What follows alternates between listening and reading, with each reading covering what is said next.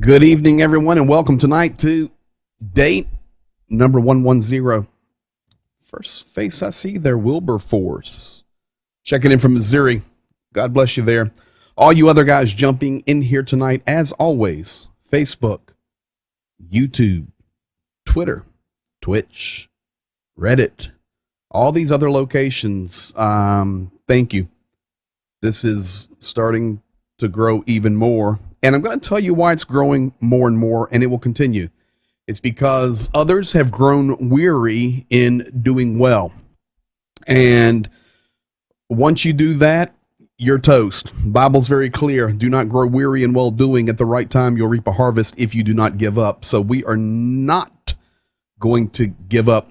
What's up, Wilson's Gun Polishing? Welcome to you. All of you guys jumping in from all over the country. I see Texas. I see our resident Canadian, Pennsylvania, Virginia, North Carolina, California, Florida. Welcome to all of you guys and to everyone that's watching. Tonight's going to be very, very good. So, folks, I'm working on some ways. Been working with Stephen Haywood, working with Ukraine. There I have guys that do a lot of help for this. Alabama in the house, Philippines in the house, Prince George, Virginia. Awesome. What's up, my friend Ghani?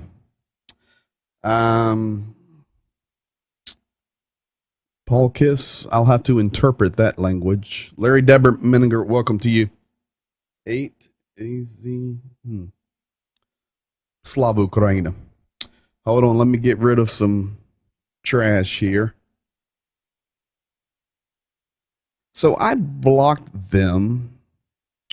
All right, so here's what we're going to do. They're gone. I think I'm going to have to move to a moderator. Bob Green in Tennessee, welcome to you there, my friend. Welcome to you. Nathan Fody, California. So, folks, here's the deal. This is growing more and more, and a lot of people aren't telling the truth anymore and keeping things updated. Malcolm Bills, welcome to you there in Great Britain, my friend, up north near Scotland. Good morning to you. So I'm trying to make this spot on to keep us focused, to keep us driven. We will continue to have all of our live guests. We'll continue to have reports directly from the front lines. Everything's translated. You will leave here each evening knowing exactly what is going on. But to keep me focused, and to keep my guys in Ukraine focused, we've come up with a concept of coming to 10 key events per day. 10 key events per day. We don't know how to call it. Don't want to call it a top 10 list. Yeah, JDO, I've got to go there. Thank you. Which we will. I'm trying to give the best bang here, and I think that's what we're going to do. We're going to give that some effort to roll with a 10 keys, 10 updates. It doesn't mean we'll be limited to 10. I was talking to some other guys earlier today, getting some advice from them as well. And it doesn't limit anything, but I think it will keep us clicking. It also helps me to focus on the information that we're trying to deliver, the things that Ukraine sends me. Today I was talking to Mariupol. Today I was talking to Kharkiv. I was talking to Khmelnytsky, of course, and I'm just looking for a way to make this better. So we're working on it, and we will get it dialed in. So thank you, as always, for being here. And I'm Qasim Al-Asrar. Thanks for your news. We are waiting for You're welcome, my friend. I received your message last night, and much appreciated. God bless you there, Qasim. All right, so folks, let's get to it tonight. We're going to start, we'll go give it a shot, and we'll see what happens, and we'll go from there. Tonight, we're going to start and talk about quite a few things. I've got President Zelensky's words translated tonight. Very, very important, but there's also some major developments that have happened over the last 23 hours. So with all of that said, folks, let's get to it.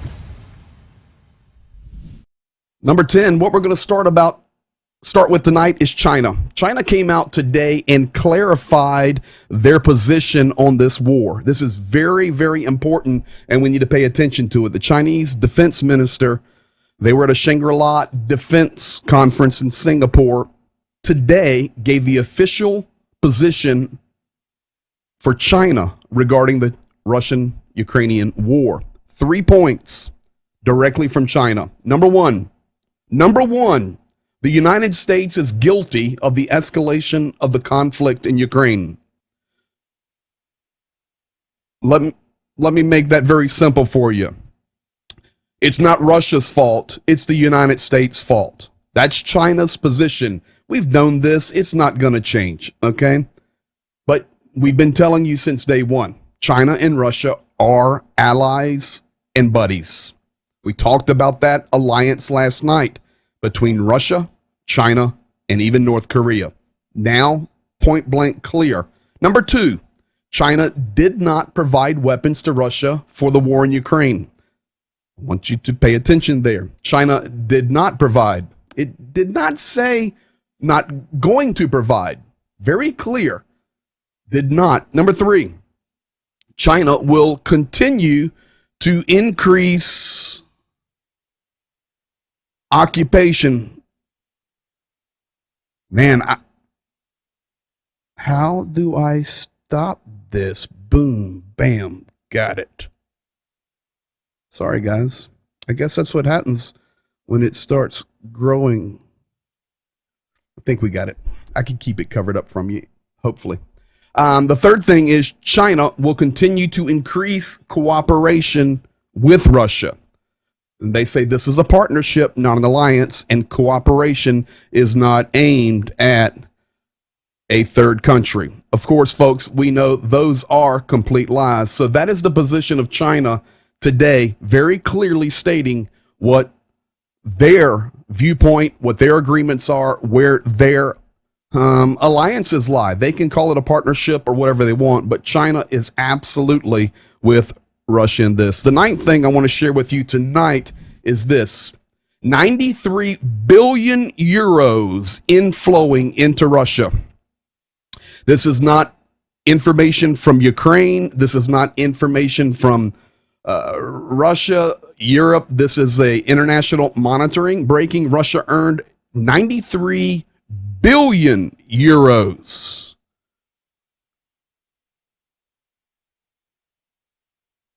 How on earth do I stop this?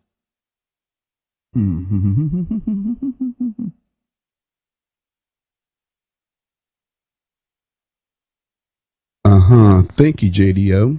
1 second. Can I stop it right now? I'll tell you what. Here's what we're going to do tonight. Everybody make your screen full screen, because I'm going to have to figure out how to get rid of these jokers. And I will, because they're messing my mind up. Russia earned 93 billion euros in revenue from fossil fuel exports in the first 100 days, not of the year, but of the invasion of Ukraine. The EU imported 61% worth, approximately 57 billion euros. Now, I have a graphic I want to show you. This will show you which nations have been buying fossil fuels from Russia, which nations have been buying oil from Russia. Check this out. You'll see the names change up and down as time has went. This is from day one of the war. There's no sound, just watch.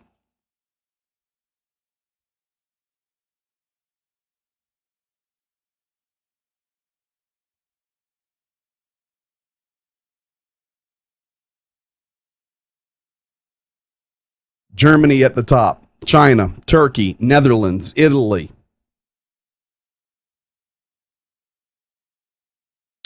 Even the U.S. is down there. Now we're into April. Germany, China, Turkey, Italy, Turkey, Italy, Turkey, Italy. Germany, China, Netherlands. Isn't it interesting? It's the Netherlands that wants to keep Ukraine out of the EU. Italy, Turkey, Poland, France, South Korea, and so forth. Germany, China, Netherlands. China finally clips Germany mid-May. China, Germany, Netherlands. China, Germany, Italy, Netherlands. Italy and Netherlands battling it out. Turkey, 5th position. Here comes France. I feel like I'm calling a horse race. Netherlands, Italy. Folks, there you have it through June the 3rd. China, Germany, Italy, Netherlands, Turkey.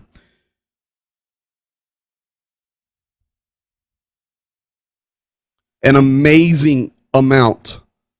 But you see who's at the top. You see that China and you see that Germany are at the top. Refineries on the West Coast use Russian oil because we have few domestic pipelines going west. That's correct. USA can make that happen if we open the Keystone pipeline. Now, let's go to the next one. Number 8. 54 iron ore train cars were stolen over the last 3 days from Donetsk. 54 iron ore train cars were taken out of the Donetsk region, and they were taken into Russia. Folks, just think about that for a moment. 54 iron ore train cars.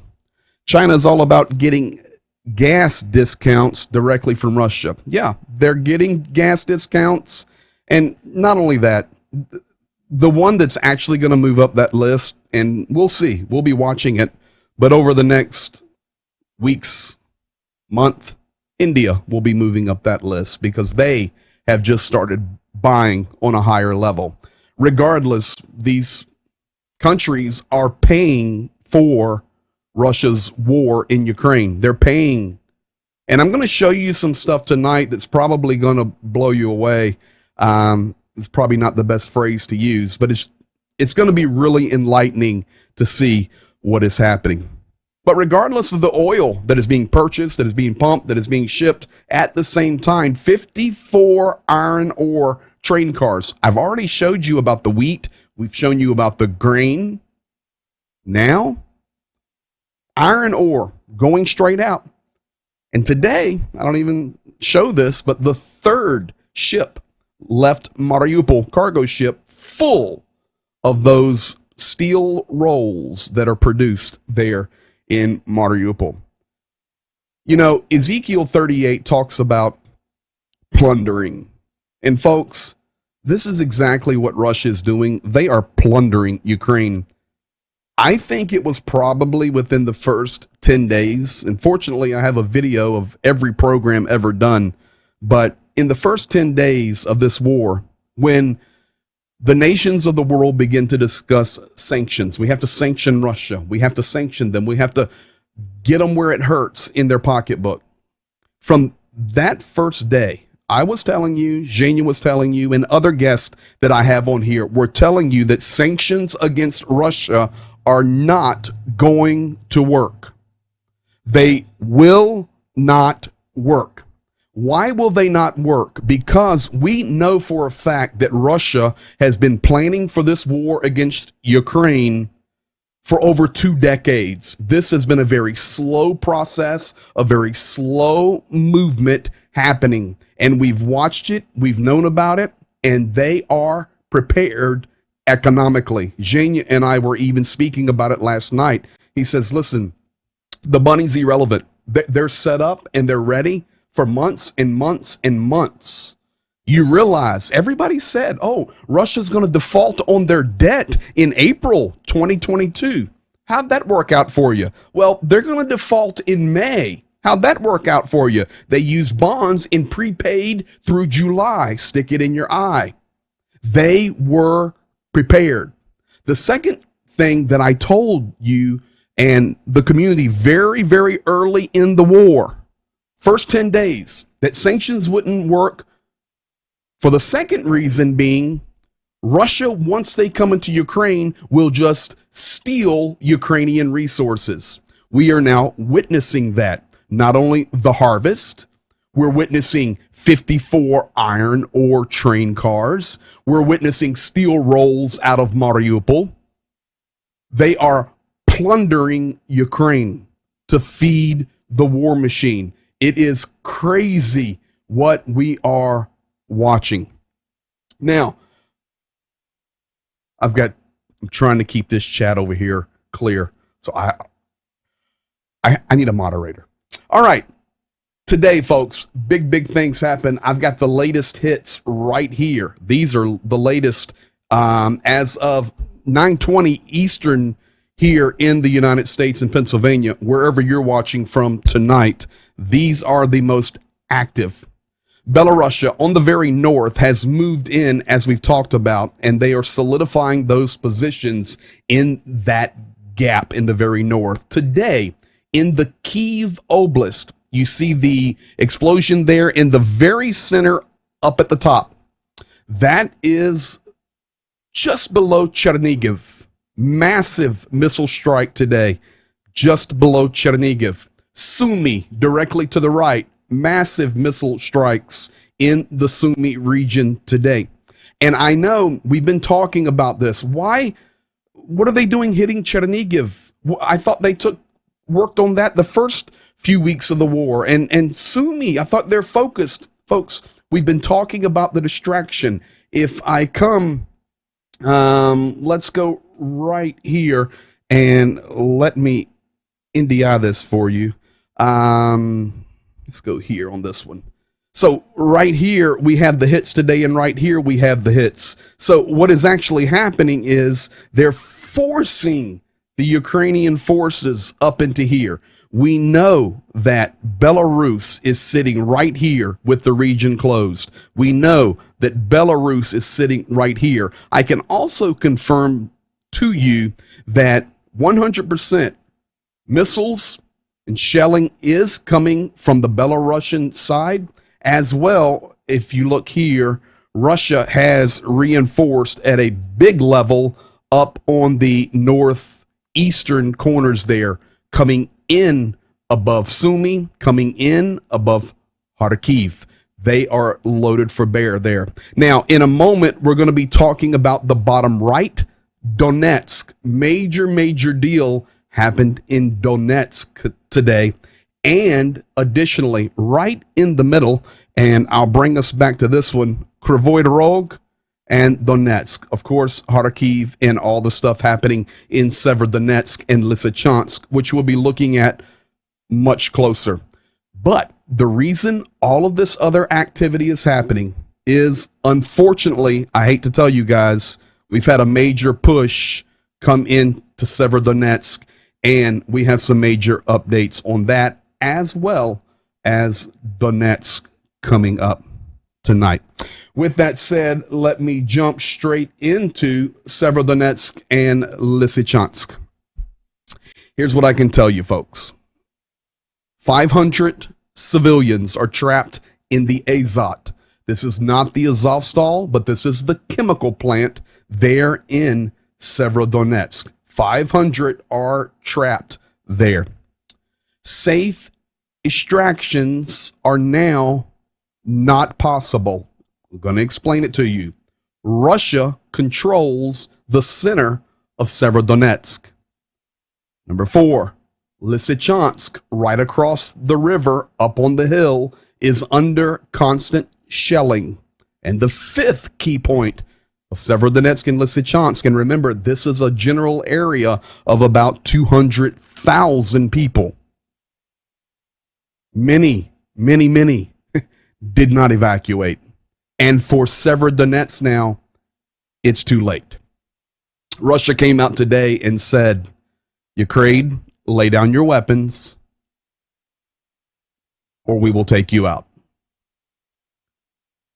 Tomorrow could be a very interesting day in Severodonetsk. If you look at the picture there at the bottom, that's a picture I received in today from Lysychansk. That, my friends, is the services available. Fire trucks come, and people come, and they get their water. Now, with that said, if we zoom in here to Severodonetsk, I'm going to make this very clear for you now. There are 3 bridges that cross Lysychansk into the Severodonetsk area. The first one is here. The second one is here. And the third one is here. I can tell you now, 100% blown up, blown up, blown up. There is no exit for whoever is left in Severodonetsk to escape. 0. You see, there's 2 reasons these 3 bridges were important. Number 1, and most important, Ukraine cannot resupply. Ukraine cannot bring further weapons. You say, okay, well, that's going to affect Russia as well. Yes, it does. They cannot quickly cross. There's going to have to be the pontoon bridges, or they'll have to re-wrap around to some other location to continue their push, which they're already pushing through here and here. And remember, that's only 10 miles. But the main deal here is this is allowing Russia time to resupply. Ukraine can't get in. Well, you say, well, why isn't Ukraine firing from over here? They are, but folks, they have limited weapons. They have limited munitions, and Lysychansk, I will clear this and show it to you right here. The next city on target is under constant bombardment. I'm going to show you guys a scene that I got yesterday from Lysychansk and chose not to share it last night. We were having some issues technically, and Zhenya and I were talking. So tonight I want to show you, this is yesterday in Lysychansk. I will pre-warn you, there's no death or dead bodies here, but you will see one woman that is injured in her arm. But I can tell you, she was able to get out. They got her out, and she is being treated. So she made it. And it's not fatal, but she is wounded in her arm. You will see the shelling. You will see what's going on. You will see them work to get the lady out. The other thing that I want you to pay attention to is at the end of the clip, shelling is happening, and there are people just walking the streets. Folks, this is Lysychansk yesterday.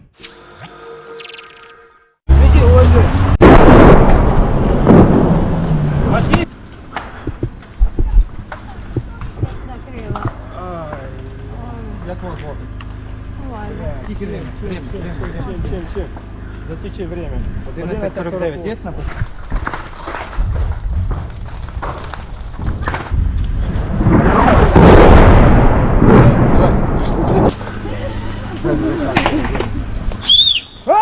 Кайла, иди сюда, бегом!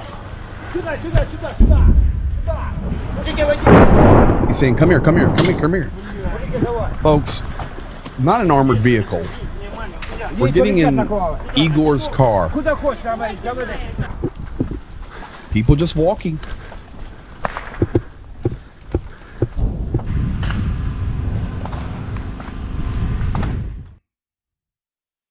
Folks,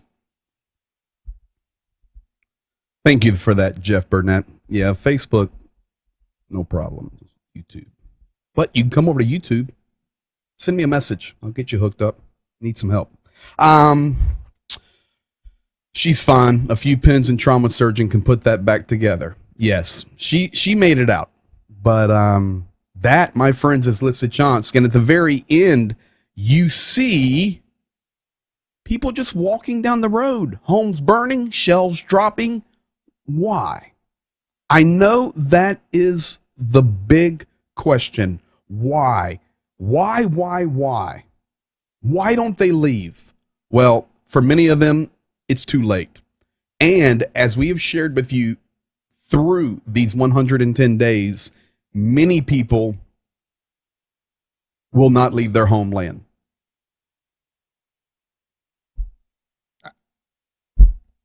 That's just the truth. I know it's a challenge. Ukraine, it's getting very, very tough in the east. And I'm going to share with you something now that is going to take it to the next level. I want to show you this guy right here.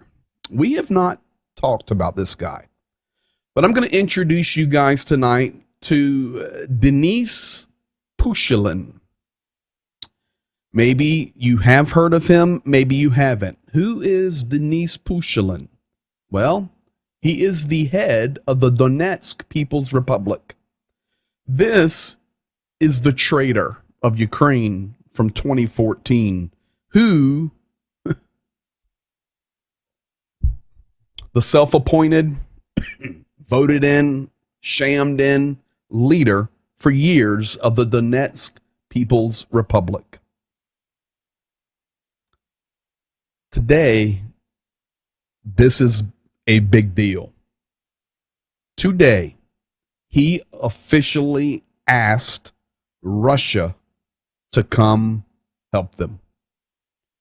And I know you're saying, well, I thought Russia's already there and they think, that they're liberating. We know that it's a war, that they are committing genocide, all of these things. What do you mean he invited them? Because, just so you understand, and I'll take you back to this map, just so it's clear. This is this area right here that Pushilin is in charge of. Well, that's the Donetsk People's Republic. Then you have Lugansk People's Republic. These are basically, the easiest way I can explain it to you are two countries. Now, they're not, but basically that's how we have to think. They're two countries, republics, autonomous, independent republics when they broke away the separatist action in 2014. Now, yes, Russia has been pushing through, but Russia was not invited.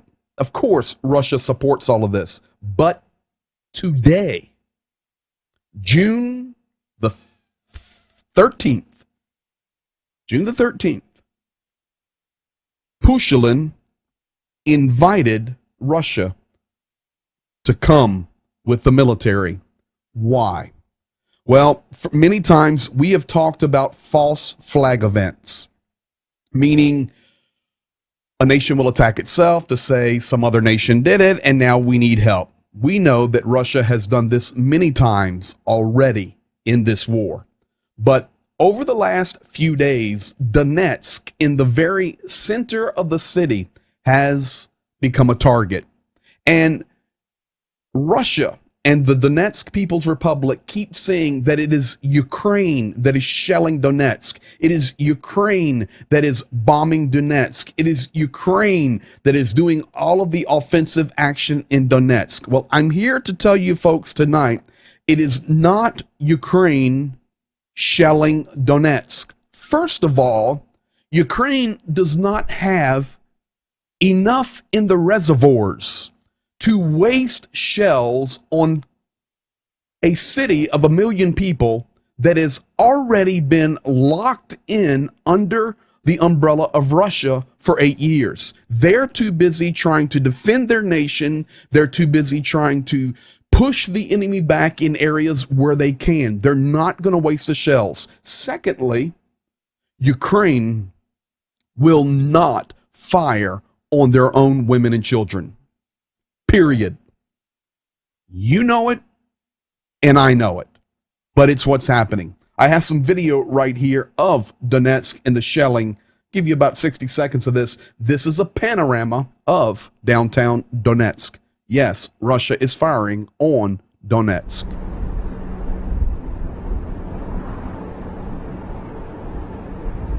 I've told you, you can see the smoke there. I've told you many times that Donetsk is a very, very big city. And here you will see.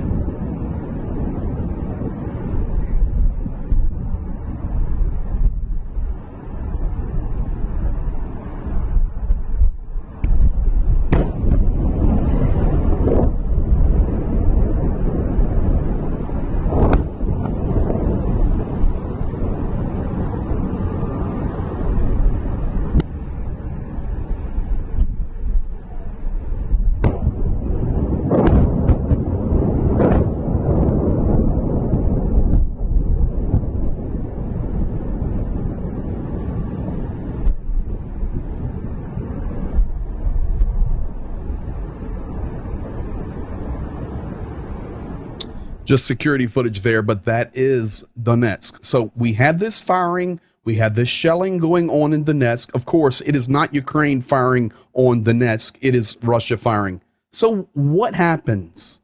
Well, today, this man right here, Denis Pushilin, comes out and says, we need help. Russia, please come to us. I have this translated and ready to go for you. You see the picture right there? Denis Pushilin? Well, here he is today, streets of Donetsk, inviting Russia, come help us.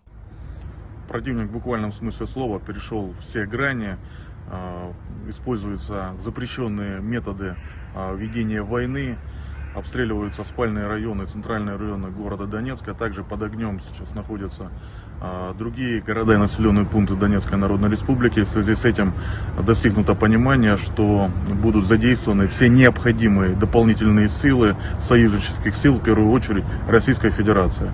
Также отмечу, что за последние сутки уничтожено, подавлено порядка 30 огневых точек противника. Также уничтожен командный пункт противника в районе населенного пункта Мемрик. Безусловно, даже с учетом этого у противника еще остается достаточное количество вооружения, которое способно наносить огневые удары по нашим населенным пунктам. В связи с этим руководителям министерств и ведомств рекомендовано и отданы соответствующие поручения задействовать на рабочих местах минимальное количество людей, основной рабочий персонал необходимо перевести на дистанционную работу. Также такая же рекомендация дана и предприятиям частной формы собственности. В ближайшие дни я все же рекомендую по максимуму оставаться в безопасных местах всем гражданам Донецкой Народной Республики и не оставлять без присмотра детей. Властями Донецкой Народной Республики предпринимаются исчерпывающие меры, чтобы в кратчайшие сроки обеспечить в полной мере безопасность граждан республики. That's what we've been waiting for. We knew it was going to happen, but you can see he's got the sad look on his face. Of course, they have no people walking behind him, looking sullen and quiet and please come help us. All a show, folks. All a show. The invitation has been made now officially for the Russian forces to come in to Donetsk. Very, very major event today. Trust me. All right. Now, President Zelensky, just a little while ago, made a very passionate plea speaking about the struggles in the Donbass and also made some very clear statements tonight that every part of Ukraine will be liberated by the Ukrainian army. It was a great statement. It was very inspiring, and I've got a few minutes of it to show you tonight. This is President Zelensky translated just from a couple of hours ago. В боях на Донбасі, а вони точно увійдуть у воєнну історію як одна з найбільш жорстоких битв у Європі і за Європу. Українська армія і наша розвідка тактично все ж таки переграють російських військових. І це попри значну перевагу росіян у кількості техніки, а особливо в артилерійських системах. Ціна цієї битви для нас дуже висока. Вона просто страшна.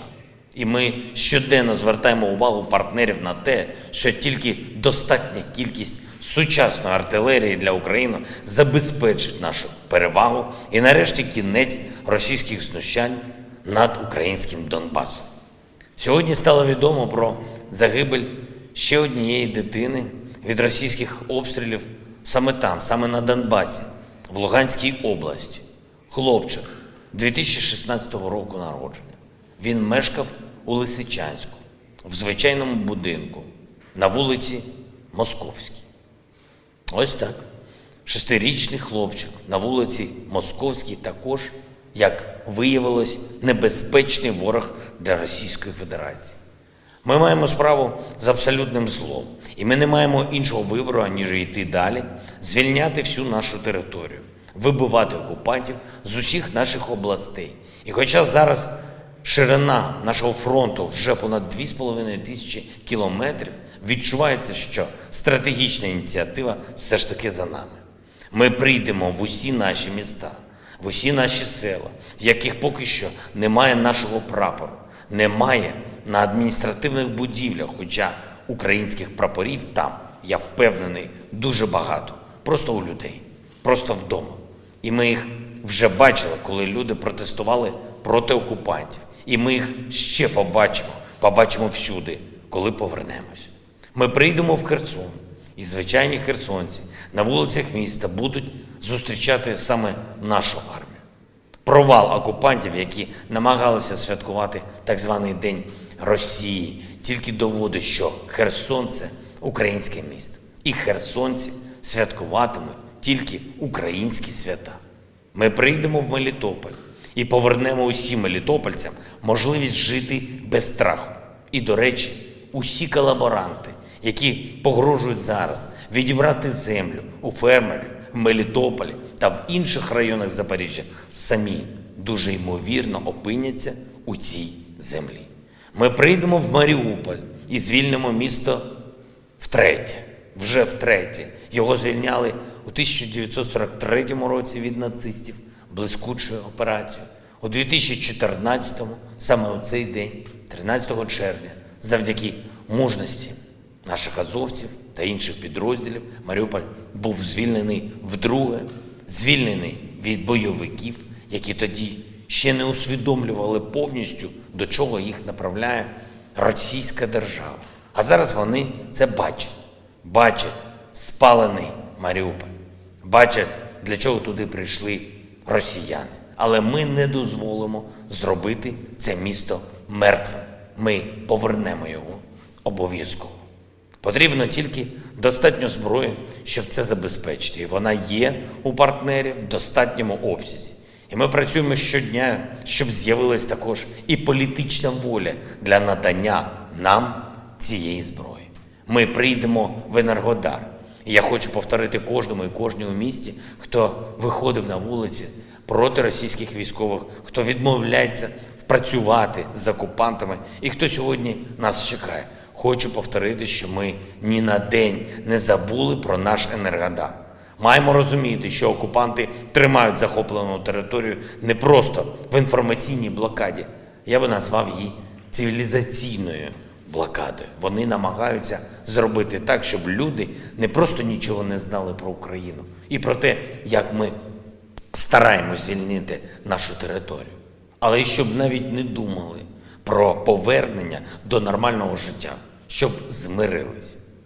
В частині районів окупанти свідомо не дають відновити постачання електрики. У багатьох громадах вони просто заблокували зв'язок, відключають наше телебачення, закрили виїзд з окупації і просто не дають навіть гуманітарних коридорів, щоб ми могли завести людям хоча б базові товари і ліки.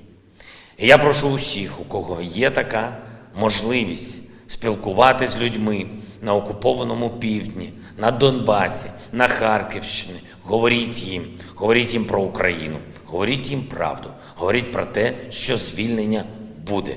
Говоріть Кирилівці, Генічеську, Бердянську, Мангушу, говоріть Горлівці, Донецьку, Луганську, говоріть усім на Харківщині, хто ще змушений бачити російський прапор на нашій українській землі. Говоріть їм, що українська армія обов'язково прийде. Звичайно, ми звільнимо і наш Крим. Прапор України знову буде над Ялтою Судаком, над Джанкоєм Євпаторією. І хай кожен з російських посадовців, хто захопив собі дорогоцінну землю в Криму, пам'ятає, це не та земля, де їм буде спокій. Немає сьогодні тієї людини, яка точно скаже, скільки часу триватиме наш шлях до перемоги. Але абсолютна більшість людей сьогодні вже усвідомлює, саме такий наш шлях, саме так завершиться ця війна. Ми відбудуємо все, що зруйнували окупанти, від Волновахи до Чорткова, бо це Україна. І це на нашу долю випало повертати і укріплювати. Я пишаюся усіма нашими захисниками і захисницями. Вічна вам слава, вічна пам'ять кожному і кожній, чиє життя забрали окупанти. Слава Україні! And there you have it, folks. President Zelensky today making it very, very clear we're not giving up. You know, a statement he made there, he said a couple of times, I want to draw attention of our partners. You know, the reality is lots of money has been given, some weapons have been given, but there has been a failure on the West to recognize the seriousness of this war. And tonight, over the last few minutes of our program together, I'm going to share 3 more things with you. But I've got a concept tonight that I think is spot on. It's also confirmed with some other things that I've read and just having an understanding of Russian/Soviet culture. So I think it may say something to you. He said, we want to draw the attention of our partners. Earlier today, Podolyak, this is Podolyak, spokesman out of the president's office in Kyiv, said, of course, that's in Ukrainian there, but translated for you, he says, listen, for us to win this war, that's what the tweet says there, we need 1,000 howitzers. We need 300 MLRS systems. We need 500 tanks. We need 2,000 armored transports. We need 1,000 drones. That's the numbers that Kyiv is putting out on what they need to get to their forces to win the war. You see, it's not only win the war, but now they're going to have to retake their sovereign territory. President Zelensky was very clear. You know, over the last few days, people have been talking about Ukraine giving up their sovereign territory. We also know that potentially on June the 16th, the 3 leaders of Germany, Italy, and France will be coming to Kyiv. Of course, behind closed doors, trying to convince Mr. Zelensky to give up dirt. But it's not going to happen. He's very clear on that. This is Ukraine. The borders of Ukraine, 1991, are the sovereign borders, which he even said tonight, Crimea is ours. We do not know how long it will take, but we will liberate it. Now, with all of that said, today, out of Washington, D.C.,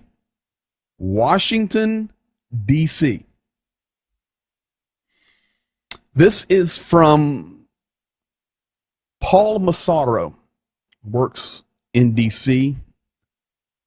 He works on the Commission on Security and Cooperation in Europe. It's based out of D.C. and out of Finland, the Helsinki Commission. And he was very clear, and this is setting the stage for the last piece of information I'm going to give you tonight that I think is truly the answer that the West doesn't understand. Paul Massaro said Russia must be humiliated. Exact opposite of what President Macron of France said. Putin must not be humiliated. He must go on back home, but we can't humiliate him. You're wrong, Mr. Macron. Mr. Massaro, you're right. Russia must be humiliated. It must finally learn it cannot invade its neighbors. Not just Ukraine, Georgia. Remember Georgia? I could make the list even longer. We can go all the way back to 1939 with Finland. Once Russia loses, it can internally reform, or it can crack down and become an isolated land of darkness, much like North Korea, but it cannot invade its neighbors ever again. Perfect setting of the stage. And that's out of D.C. and out of Helsinki, Finland, from Paul Massaro. You guys can look him up. He is legit. Finally, this is where I want to get us to tonight. And folks, just going to tell you the truth. I've got 4 guys there in that picture. We've got leader of NATO. We've got President Biden, President Zelensky, President Putin. I'm going to explain to you now Russian Soviet culture and mentality that is inside of Putin. Trust me on this. I'm going to separate fact from fiction. And I'm going to tell you tonight, after day 110, that Putin has an end goal, and it is not Ukraine. The end goal is NATO.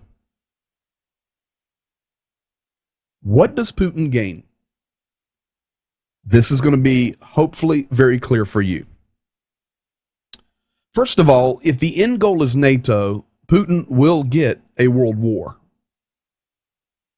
And you may be sitting there tonight or standing there or wherever you're at throughout the world, and so many new viewers tonight from different places. Thank you for being here, but you may be there tonight going, there's no way that Putin wants a world war.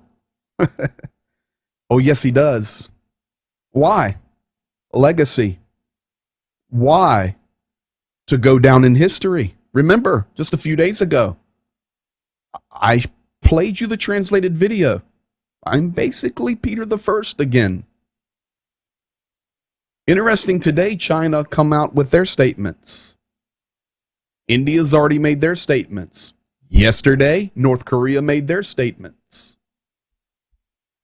Turkey on the fence. Iran goes with Russia. Very easy to see this. I mean, I can take my glasses off and see this. What does Putin gain?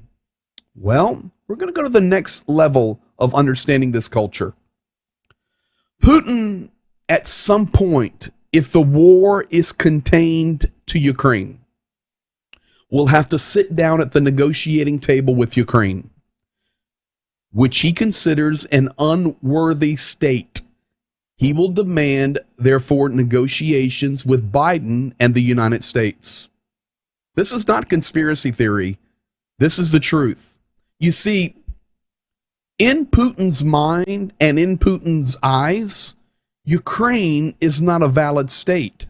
So Peter the First cannot sit down with the lowly leader, Zelensky. Jewish blood flows through his veins. I can't sit with him. He's the leader of a Nazi nation that must be demilitarized and denazified. Do you think that Putin would really sit down at a table with Zelensky? No. Why? Because in Putin's mind, it brings him down. So what does Putin want? Well, at the bare minimum, he's going to want to meet on the level of NATO, and ultimately, I just put Biden there, but it's irrelevant. It's the United States. Putin sees Russia and the United States as co-equal global supreme powers, with China right behind it. That's what he sees. And in the Soviet mentality, in that mindset, he cannot lower himself to sit at a table with Zelensky. It must be equal. I'm just telling you, this is what I think happening. What he will gain from this is the defeat of the collective West and their alliances. And, folks, when Russia loses, because I stand with Zelensky, Russia's going to lose. When they lose, Russia ceases to exist as a geopolitical force. Instantly. Gone.